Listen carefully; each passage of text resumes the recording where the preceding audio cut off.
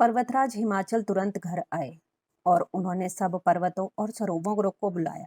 हिमवान ने आदर, दान, विनय और बहुत सम्मान पूर्वक सबकी विदाई की। जब शिवजी कैलाश पर्वत पर पहुंचे, तब सब देवता अपने अपने लोगों को चले गए। तुलसीदास जी कहते हैं कि पार्वती जी और शिवजी जगत के माता पिता हैं, इसलिए मैं उनके श्रृंगार का वर्णन नहीं करता। शिव पार्वती विविध प्रकार के भोग विलास करते हुए अपने गणों सहित कैलाश पर रहने लगे। वे नित्य नए विहार करते थे। इस प्रकार बहुत समय बीत गया।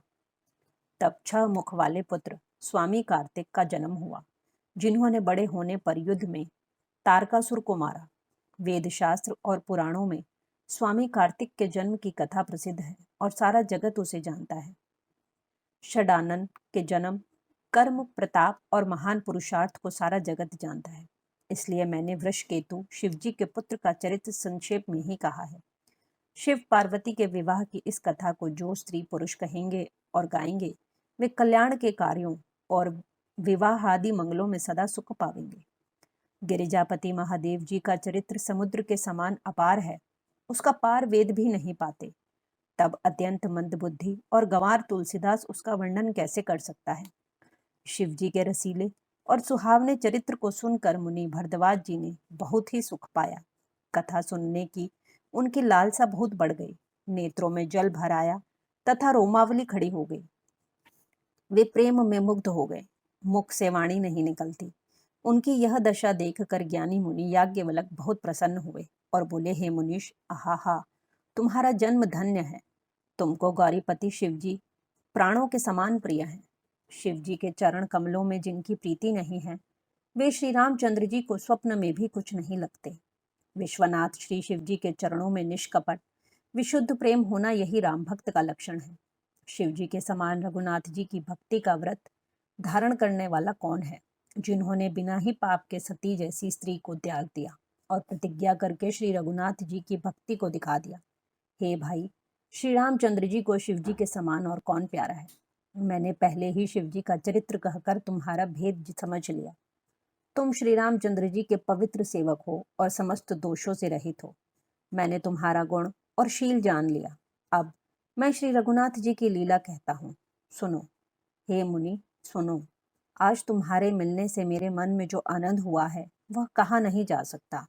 हे मुनीश्वर, रामचरित्र अत्यंत अपार है। 100 करोड़ शेष भी उसे नहीं कह सकते। तथापि जैसा मैंने सुना है, वैसा वाणी के स्वामी, प्रेरक और हाथ में धनुष लिए हुए प्रभु श्री रामचंद्र जी का स्मरण करके कहता हूँ।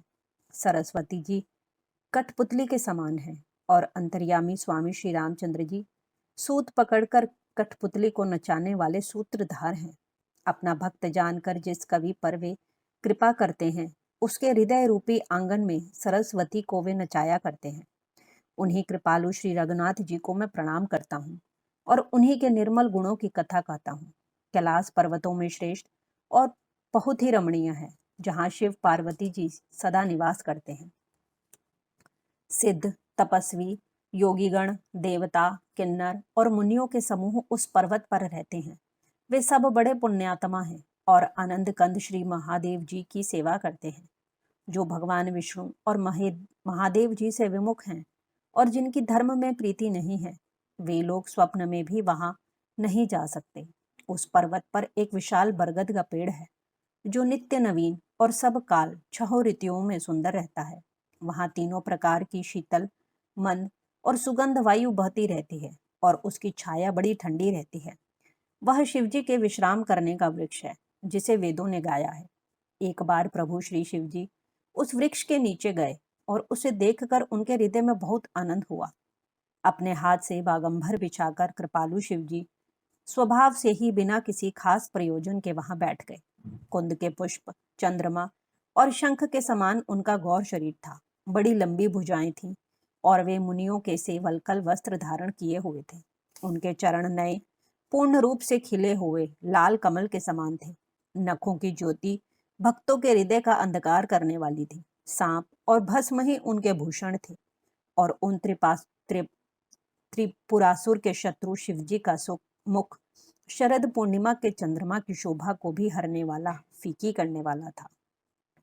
उनके सिर पर जटाओं का मुकुट और गंगा जी शोभामान थी। कमल के समान बड़े बड़े नेत्र थे। उनका नील कंठ था और वे सुंदरता के भंडार थे। उनके मस्तक पर द्वितीय का चंद्रमा शोभित था। कामदेव के शत्रु शिवजी वहां बैठे हुए ऐसे शोभित हो रहे थे मानो शांत रस ही शरीर धारण किए बैठा हो। अच्छा मौका जानकर शिव पत्नी माता पार्वती जी उनके पास आईं। अपनी प्यारी पत्नी जानकर शिवजी ने उनका बहुत आदर सत्कार किया और अपनी बाईं ओर बैठने के लिए आसन दिया। पार्वती जी प्रसन्न होकर शिवजी के पास बैठ गईं। उन्हें पिछले जन्म की कथा स्मरण हो आई। स्वामी के हृदय में अपने ऊपर पहले की अपेक्षा अधिक प्रेम समझकर पार्वती जी हंसकर प्रिय वचन बोली। याज्ञवल्क्य जी कहते हैं कि जो कथा सब लोगों का हित करने वाली है उसे ही पार्वती जी पूछना चाहती हैं।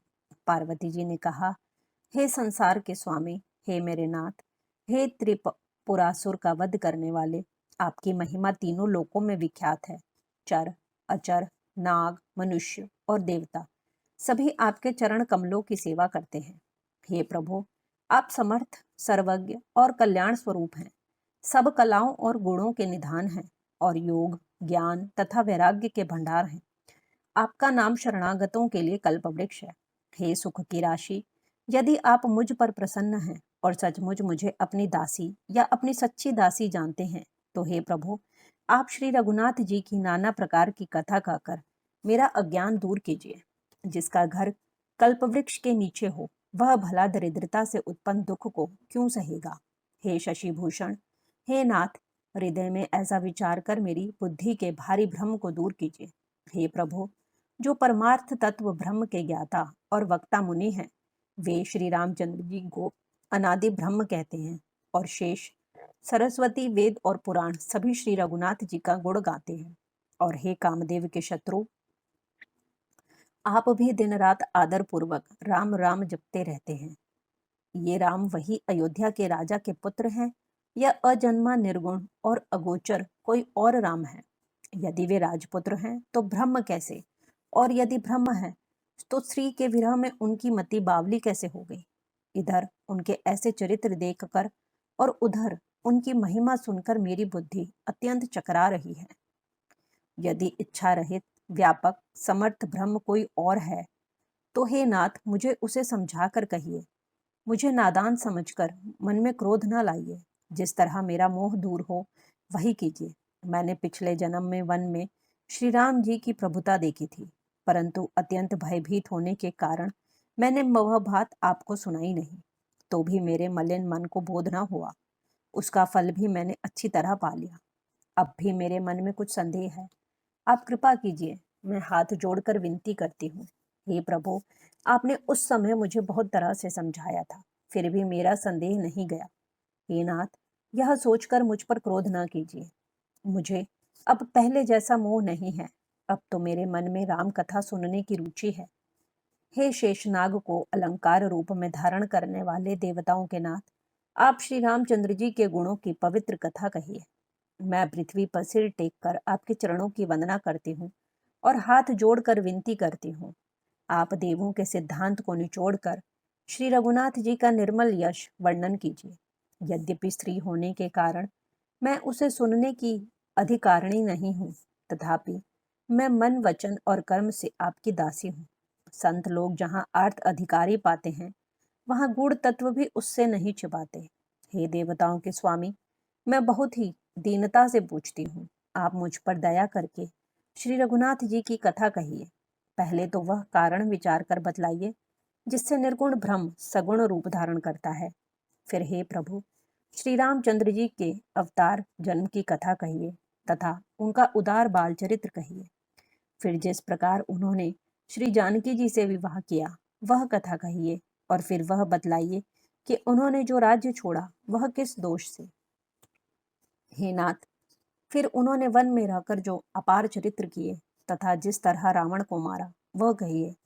हे सुख स्वरूप शंकर, फिर आप उन सारी लीलाओं को कहिए जो उन्होंने राज्य सिंहासन पर बैठकर की थी।